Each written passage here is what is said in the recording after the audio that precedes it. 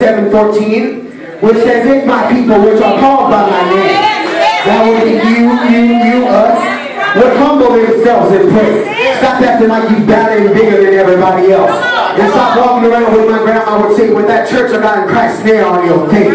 Just humble yourself and pray. Seek my face. Turn off that TV and cell phone sometime and talk to God. And turn from their wicked ways. Stop doing those wrong and sinful things that you're used to doing. And turn around from it.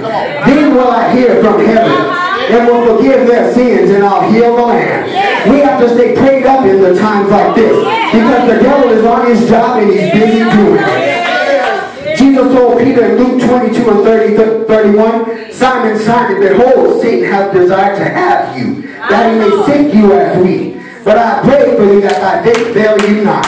And once you are converted, strengthen thy brother. Don't be selfish once God brings you through something. Come and strengthen me once I'm going through my problems and I need a little encouragement. Because one day, Missionary Rattleball, you might be there too. And I might have to strengthen you as well. Now, if you don't mind me for a minute, I'm going to talk about fasting and praying. The Bible says that there was a man whose son was lunatic and would throw himself in the fire, into the water. And Jesus, who was fasting and praying, was able to rebuke the demon out of the little boy. I'm just trying to let somebody know that when no matter what you're going through, if you pray, God can fix it. Take your petition to God and leave it there and watch Him work it out on your behalf. But you can't worry about the things that you pray for. Just give it completely over to God. I heard Jay Moss say in a song once, don't pray and worry. If you don't worry, stop praying. If you don't pray, stop worrying. Hallelujah. Tell your neighbor, if you don't pray, you won't stay. Now after Jesus casted the demon out, the disciples came to him and asked, why couldn't they cast the demon out? And Jesus said unto them, because of your unbelief.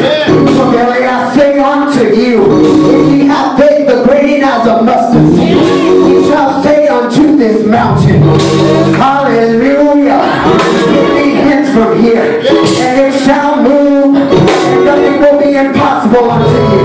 Then he told them, howbeit this kind goeth out right now by fasting and praying. So they say to cast demons out. If you haven't been prayed up, because honey, I want to let you know that they'll eat you up and chew you right back out. Yeah, hallelujah. You gotta have power when you're dealing with this kind of thing. Since I'm on the topic, I might as well tell you how to get some power. The Bible says in Acts 1 and 8, but ye shall receive power after that the Holy Ghost has come upon you. So which means you need to get filled with the Holy Ghost. Don't walk around here thinking that you can save yourself. Because these are last and evil days with you. You need some power. Yeah. Hallelujah. If you've been going through hard times, and for some reason you feel like you can't say a prayer right now, ask somebody to pray for you or with you. The Bible says in James 5 and 16, confess your faults one to another and pray one for another, that you may be healed. The effectual fervent prayer of a righteous man availeth much. Get somebody that you can trust on and that you can count on to pray for you, and that you can pray them through your mess. You may not be able to pray through it, but maybe Missionary Rattleball can pray through it. You may not be able to pray through this, but maybe Pastor Black can pray through this. Somebody. Hallelujah. Now I'm sorry that this may not be a message that y'all can shout out. And I'm sorry if you came to shout out today. You can do it a little later. But I was told that this was a revival. And I'm here to revive somebody. So let somebody know in this dying world that you can make it through this. Hallelujah. Yeah, the shouting may be good, but what comes after the shouting? You need to pray so that you can have something to hold back to Jesus with, so you can communicate to God.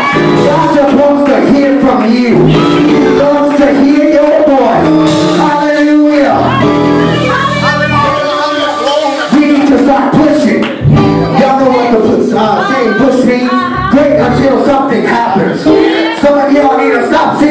your seats and start pushing. Yes, no, y'all don't want to pray. Your finances aren't where they should be. Push things right where you want them to be. You lost your joy that you once had. Start pushing on it until you're able to reach for it again.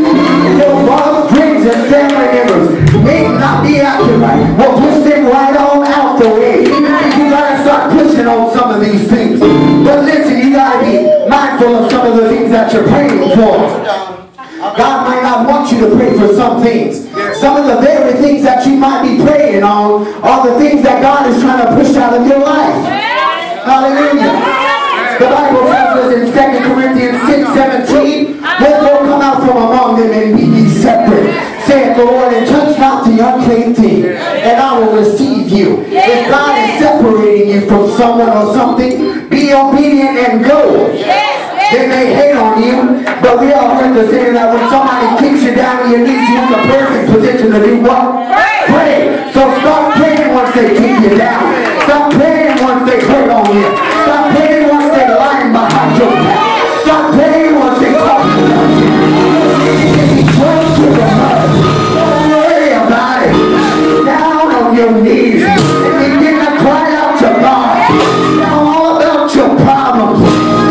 Put that telephone up. I'm gossiping with Sister Walla. All she gonna do is get off the phone, talk about you with Sister Rick. Get on the phone and call on Jesus. He's the best promise keeper. Don't ever tell any of you. Call on the name of the Lord. Hallelujah. He will put you in the predicaments that you're in for their special reason. Because you may not be spending enough time with Him. So you figure that I may have to put you down right here so I can get you to pray. I remember when we were young kids growing up, there used to be a dancer that would come to the church and he would dance to that song, Don't Wait Till Midnight. Y'all remember that? When there's no sunshine, you don't need to wait till you get in a problem to pray. God can hear from you anytime. Matter of fact, when your day is going good, that's when you should pray the most. Because you know that right around the corner, since you've been praying, First Lady, since you've been fasting, that the devil is right around the corner, waiting with his little ugly self to see what he can do for you. Before you've been praying all this way, see how far. Hallelujah. I'm reminded of a song Missionary Craft sings sometimes that said, somebody prayed for me, had me on their mind, and took the time to pray for me.